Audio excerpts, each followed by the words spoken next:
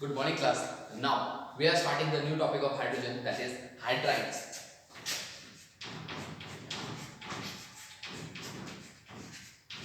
As all of you know, hydrogen की properties हमने इससे पिछले वीडियो में पढ़ ली है. नाउ बात करते हैं हाइड्रोजन के कंपाउंड्स की. तो पहला कंपाउंड आता है हाइड्राइड. हाइड्राइड्स होते क्या है? जब हाइड्रोजन किसी कंपाउंड के साथ मिक्स होता है तो वो जो बाइंडिंग कंपाउंड्स बनते हैं उन्हें कहते हैं हाइड्राइड्स. Example H2. H2O भी एक हाइड्राइड है ऑक्सीजन का, बट उसमें इलेक्ट्रोनेगेटिविटी वैल्यू ऑक्सीजन की ज्यादा होने के कारण हम हाइड्रोजन ऑक्साइड पढ़ते हैं, यानी कि वाटर हम उसे पढ़ते हैं, लेकिन एक्चुअली में वो एक क्या है? हाइड्राइड है. तो whenever hydrogen reacts with a metal, non-metal or any compound or any element in the whole periodic table, it forms hydride. In hydrides को तीन पार्ट्स में डिवाइड किया गया है. पहला आयनिक हाइड्राइड, सेकंड इज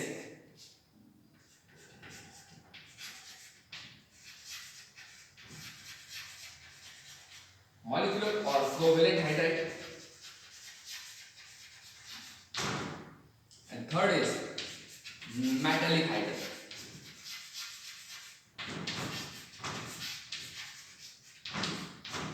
Now बात करते हैं पहला आयनिक हाइड्राइड की.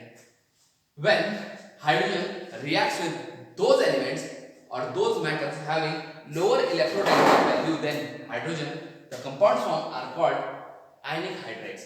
ऐसे एलिमेंट्स जिसमें हाइड्रोजन पॉजिटिव का काम करता है, वो मेटल जिनके मुकाबले हाइड्रोजन ज्यादा पॉजिटिव है, उन एलिमेंट्स के साथ जब हाइड्रोजन रिएक्ट करता है तो हाइड्रोजन क्या कहलाता है?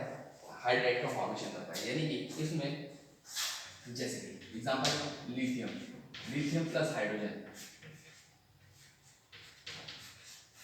LiH, इसे मैं मेटालिक हाइड्राइड भी कह सकता हूँ, लेकिन इसमें इलेक्ट्रोनेगेटिव डिफरेंस इतना ज्यादा है कि ये आयनिक कंपाउंड का फॉर्मेशन करते हैं, ना कि मेटालिक कंपाउंड का फॉर्मेशन करेंगे. Is that clear? अगर इलेक्ट्रोनेगेटिविटी डिफरेंस बहुत ज्यादा हुआ तो एलिमेंट्स के बीच का, तो उस समय जो कंपाउंड फॉर्मेशन होता है आयनिक कंपाउंड फॉर्मेशन. तो जब भी कोई आयनिक कंपाउंड बनाता है कौन? हाइड्रोजन का, तो उसे कहते हैं ionic hydride. Is that clear? Second is molecular और कोवेलेंट हाइड्राइड. जब हाइड्रोजन किसी नॉन मेटल के साथ रिएक्शन करता है, किसके साथ? नॉन मेटल के साथ रिएक्शन करता है, तो उस समय जो हाइड्राइड फॉर्म होते हैं उन्हें कहते हैं कोवेलेंट और मॉलिक्यूलर हाइड्राइड, क्योंकि उनके बीच में जो बॉन्डिंग होती है वो कोवेलेंट और मॉलिक्यूलर बॉन्डिंग होती है. Example H2 plus N2 gives NH3. NH3 है अमोनिया, जो कि है एक नॉन मेटल का hydride, nitrogen trihydride, that is ammonia. Now third one is metallic hydride. Metallic hydrides अगर हम बात करें, मेटलिक हाइड्राइड्स जो होते हैं वो हायर एलिमेंट्स बनाते हैं, यानी कि जो बड़े बड़े एलिमेंट्स हैं, जो डी ब्लॉक के एलिमेंट्स हैं, जैसे कि आयरन, कोबाल्ट, निकल, zinc, copper etcetera etcetera etcetera.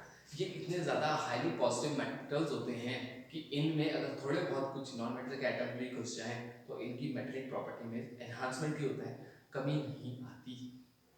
ऐसे ऐसे एटम्स में जब हाइड्रोजन एंटर होता है, लेकिन इनके लेटाइस में हाइड्रोजन एंटर होता है, तो उस समय जो कंपाउंड बनते हैं उन्हें कहते हैं मेटालिक हाइड्राइड. एग्जांपल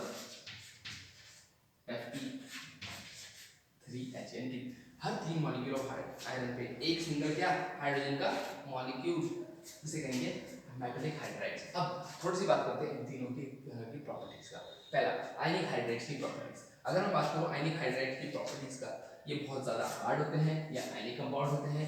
इनका काम होता है हाइड्रोजन को रिलीज करना, तो इन्हें रॉकेट प्रपोल्जन में भी यूज किया जाता है. लिथियम हाइड्राइड को रॉकेट प्रपोल्जन में यूज किया जाता है क्योंकि ये प्योर हाइड्रोजन देता है. AlH3 एग्जांपल है.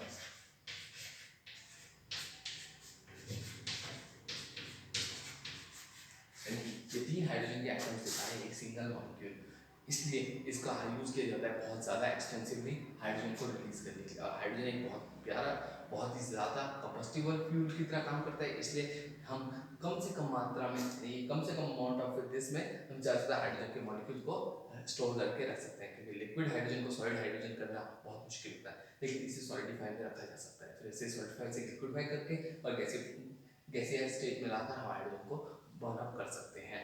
क्लियर है? तो पहला हो गया इसका एग्जांपल. इसका ये क्या काम करते हैं? ये रॉकेट फ्यूल का काम करते हैं. Second is they are white crystalline solid and their crystal structure consist of ions. इनका जो क्रिस्टल स्ट्रक्चर होता है वो आयनिक होता है, जो कि आयन से फॉर्मेशन होता है. थर्ड, जो डेंसिटी होती है वो नॉर्मल मेटल्स के मुकाबले बहुत ज़्यादा हाई होती है, जिसके कारण इनको मेटल्स की जगहों पर भी कई जगहों पे यूज़ किया जाता है।